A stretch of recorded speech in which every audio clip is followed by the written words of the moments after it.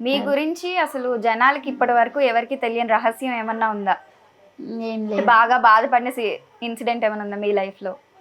ఇది బాధలంటే జరగడం వల్ల చాలా బాధపడ్డామని. కష్టాలు అనేవి అందరి ఇళ్లలోనూ ఉంటాయి. నేను కష్టాలనైతే అందరితో పంచుకోను. హ్యాపీనెస్ అయితే అందరితో పంచుకుంటా కానీ కష్టాన్ని అయితే అందరితో పంచుకోను. ఎలాంటి ఇంత కూల్ గా ఉంటారు? అక్కడ కూడా బాబు నాన్న నీకు ఏం కావాలి నాన్న చెప్పినానా అంటారు. అవును, ఇదొకటి వస్తుంది. నాన్న అంటే ఒక 50 రూపాయలు ఎక్స్ట్రా, బుజ్జి అంటే 100 రూపాయలు ఎక్స్ట్రా అనేసి. ఇది నిజమేనా? మార్కెటింగ్ స్ట్రాటజీస్ ఇవి కూడా ఒక రీజన్ ఉంది. అలా పిలవడానికి గల కారణం కూడా దానికి ఒక రీజన్ ఉంది. అది మేము పెట్టిన కొత్తలో ఒక ఇన్సిడెంట్ జరిగింది, గొడవలు ఇదని. ఇక అంటే నన్ను బ్యాడ్ గా కామెంట్ చేయడం, అట్లా ఇది చేసేటప్పటికి ఏడ్చి నేను హోటల్ పెట్టను, నాకు వద్దు, రోడ్డు మీదకి రాను నేను చెప్పి, అంటే కస్టమర్ పెరిగేటప్పటికి ఎవరికైనా ఒక ఉడుకులు మొత్తం అనేది వస్తుంది కదా, అది సహజం ఎక్కడైనా కానీ. అట్లా పబ్లిక్ ఒక 2-5 కేజీలతో స్టార్ట్ చేశాను ఫస్ట్. అది ఫస్ట్ రోజు 5, రెండో రోజు 7, మూడో రోజు 10, అలా. ఇప్పుడు ఇవాళ ఒక 2 వస్తుంటే ఆ 2 ఇంకో 2, ఆ 2 ఇంకొక 4, అలా పెరిగింది.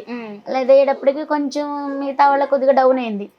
దాంతో కొంచెం నా మీద కొంచెం పిచ్చి పిచ్చి కామెంట్స్ చేయడం, అట్లా చేసినప్పుడు ఏడ్చాను నేను. ఇట్లా ఇది చేస్తే ఇక అప్పుడు అమ్మ నాన్న ఇద్దరు, ఇక అమ్మ అయితే ఇదే సజెషన్ చెప్పింది, ఎవరు ఎన్నన్నా అనుకుంటారమ్మా, కొన్ని వండుకుని ఎవరు తింటే వాళ్ళకే, మనం ఏంటనేది మనకు తెలుసు. అందుకని ఇక అది మాత్రం నేను ఎప్పుడు మనసులో పెట్టుకుంటాను, అది వాస్తవం అని. ఇక అప్పటి నుంచి అమ్మ అంది, ఎవరినైనా సరే మన ఇంట్లో మన బాబాయ్ ఎలాగో, అంటే మాది పెద్ద కుటుంబం, మా అన్నయ్య వాళ్ళ అన్న, లేకపోతే మనకన్నా చిన్న వాళ్ళనైతే చిన్న తమ్ముడు, అట్లా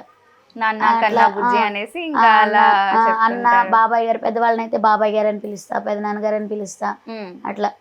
ఇట్లా బాగా పెద్దవాళ్ళని ఎవరినైనా సరే ఎక్కువ పెద్దనాన్న గారు అని అయితే తక్కువ, బాబాయ్ గారండి అట్లాగూ, లేదంటే అన్నయ్య, అట్లా అన్న, అలా వరుసలు కలిపేస్తారు అట్లా అంటూ. ఇక అంటే దాని వల్ల ఏంటంటే ఇక వేరే వాళ్ళకి మాట అనే ఛాన్స్ ఉండదు కదా. ఏ అమ్మాయి చేస్తున్నావు, ఏ మంత్రం వేస్తున్నావు అని గలీజు మాట్లాడారు ఒకప్పుడు. ఇంకా ఆ మాటలంటే తీసుకోలేం కదా. ఉన్నా లేకపోయినా పచ్చడి మెతుకులు వేసుకు తిన్నా మనల్ని ఎవరు ఇది చేయరు. ఇప్పుడు అట్లా మాటలు పడాలంటే కష్టం కదా.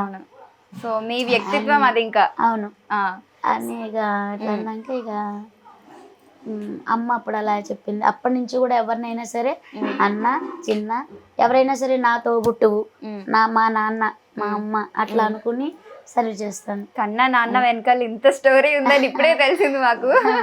సో ఎవరైనా వచ్చి, ఇప్పుడు చాలా మంది పెద్ద రెస్టారెంట్స్ ఉన్నాయి కదా మనకి హైదరాబాద్ లో, మిమ్మల్ని మాస్టర్ చెఫ్ గా మా దాంట్లో పెట్టుకుంటాము, నెలకు 1 లక్ష రూపాయలు ఇస్తాము, ఇవన్నీ వదిలేయండి అంటే వదిలేస్తారా?